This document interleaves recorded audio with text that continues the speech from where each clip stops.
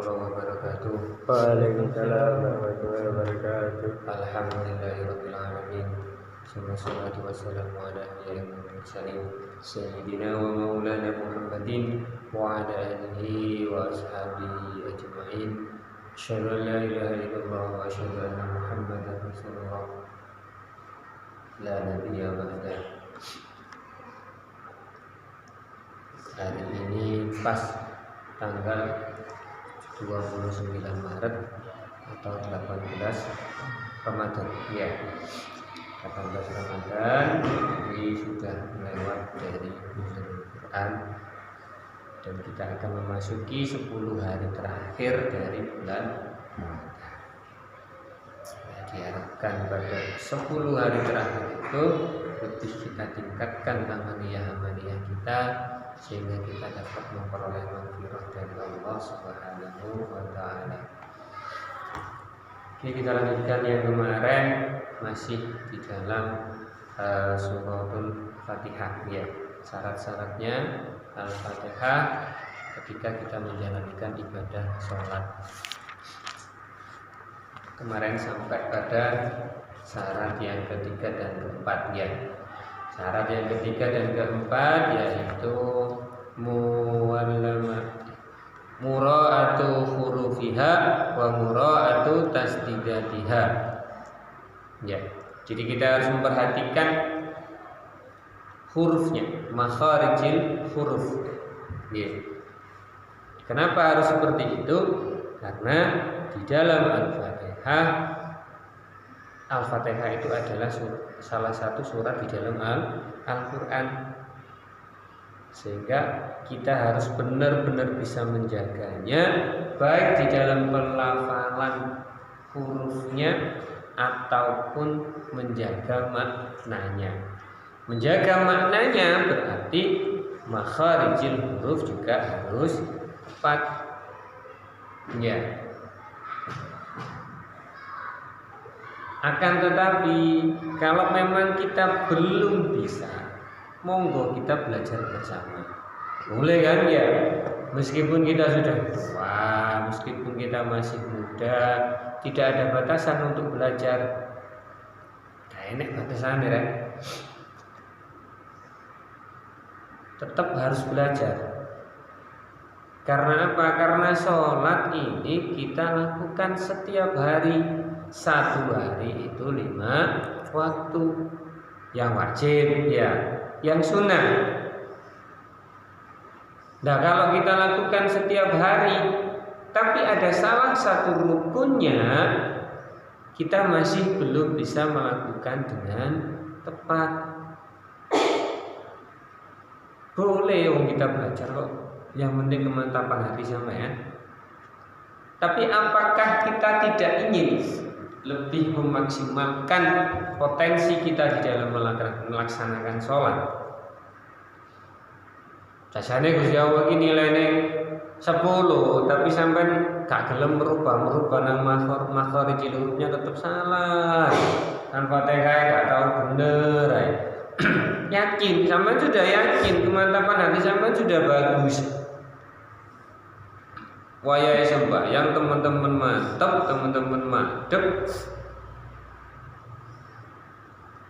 Ya. Akan tetapi secara syariatnya rukun sholat yang satu yang belum bisa dilaksanakan dengan tepat, yaitu membaca suratul Fatihah. Sajane oleh 10. Pandawi 10 ping 5 berarti 50. Yang wajib, yang sunnah. Tapi karena ada yang kurang tepat di dalam rukunnya, dikorting karo Jawa. Gitu. Ajane 10 dadi nek 8 itu gak apa-apa cek api. 5 iki terus. 5 apa dan mosok tak ngono wae. Mau ditakoni dikandani belajar, gak apa-apa belajar. Tapi apakah potensi untuk memperoleh yang baik, memperoleh yang besar itu tidak kita lakukan? Mosok sampean gak gelem oleh 10 terus oleh 50 rek lho. Oleh tabungan 50 digawe nang akhirat. Tapi kadang-kadang ngono jenenge pasrah ya wis jenenge isoke kaya ngono kok. Pasrah digawe mek papat. Sedina ping 5 dadi 20. Wah, gak apa-apa, sing penting oleh. Pasrah. Jadi akhirnya papat sampai dadi mbah, sampai dadi buyut yo pancet papat karena tidak mau berubah. Ya.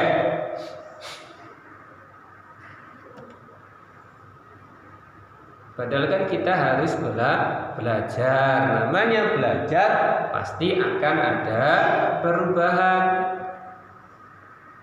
Kalau kita tidak ada perubahan di dalam proses belajar, berarti proses belajarnya ada yang salah. Entah niatnya yang kurang atau motivasi atau keinginannya untuk menjadi lebih baik yang kurang. Nah, berarti itu kan yang harus kita perbaiki. Ya. Kenapa? Karena biar sholat kita menjadi lebih baik. Soalnya besok itu yang dihitung pertama kali ketika dia umul jasa adalah sholat.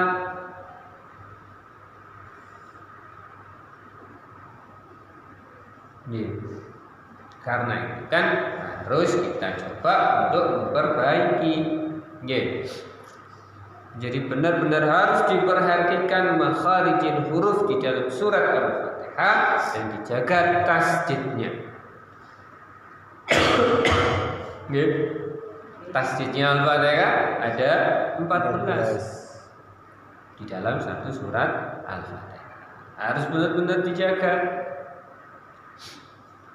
Terutama kemarin saya menyampaikan pada ayat yang ke berapa itu? Iyyaka na'budu wa iyyaka nasta'in. 1, 2, 3, 4, 5 ayat kelima.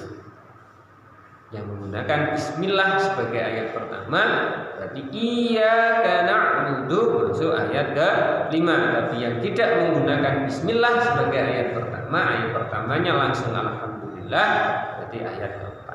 Yang pasti pada iyyaka na'budu wa iyyaka nasta'in. Ya, itu yang harus benar-benar dijaga.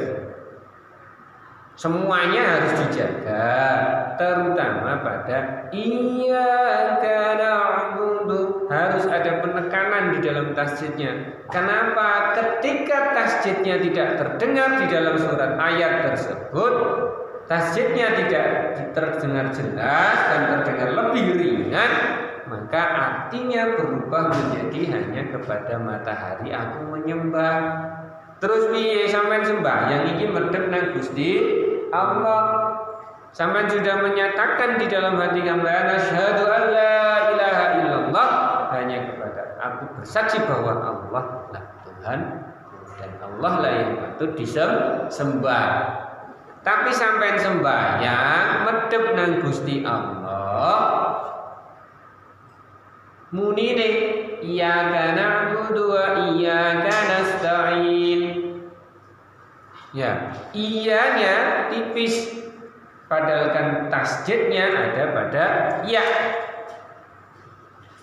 Kalau iyanya tipis, berubah maknanya, berubah artinya. Harusnya kan terbaca tebel. Iyyaka na'budu wa iyyaka nasta'in. Kalau terbaca tebal artinya hanya kepada Allah kita aku menyembah ning Gusti Allah. Tapi kalau iyanya tidak terdengar tasdidnya, iyyaka na'budu wa iyyaka nasta'in, ringan tasdidnya, artinya berubah menjadi hanya kepada matahari aku menyembah. Lu sampai niku dadi kufur, sampai menjadi murtad ketika sholat. Bayangkan bagaimana? Sampai bersaksi hanya Allah yang sampai sembah, tapi ketika sholat sampai menyatakan hanya matahari yang tak sembah. Ayo, apa gak nek Gusti Allah terus arep muring-muring langsung, piye ceritane? Untung Gusti Allah Ar-Rahman Ar-Rahim. Ya, Gusti Allah Ar-Rahman Ar-Rahim, Maha Pengasih, Maha Penyayang, sampai cek disayangi. Tapi ada yang mengingatkan, gitu. Makanya kita harus belajar, kita harus mengaji agar apa yang kita lakukan itu bisa menjadi lebih baik. Ya. Iyyaka na'budu wa iyyaka nasta'in. Jadi harus ada penekanan di dalam tasdidnya. Baik kita sholatnya munfarid atau sholat sendiri, ataupun sampai menjadi imam sholat berjamaah, jangan sampai pada ayat tersebut yaknya tidak terdengar tasjidnya atau tasjidnya ringan. Kadang kan ada ya bacanya iyyaka na'budu wa iyyaka nasta'in, itu kan ringan. Harus tetap berat, meskipun sampai membacanya cepat. Kadang-kadang kalau dibaca cepat, imamnya cepat, kadang-kadang tasjidnya gak tunggu, itu tetap gak boleh. Bukan karena cepatnya, ya, gitu ya.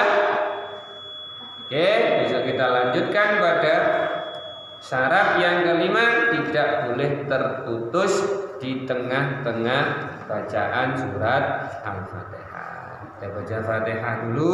Semoga apa yang kita pelajari hari ini menjadi tambahan ilmu untuk kita semuanya, menjadikan hidup kita lebih barokah, bermanfaat di dunia dan di akhirat. Al-Fatihah.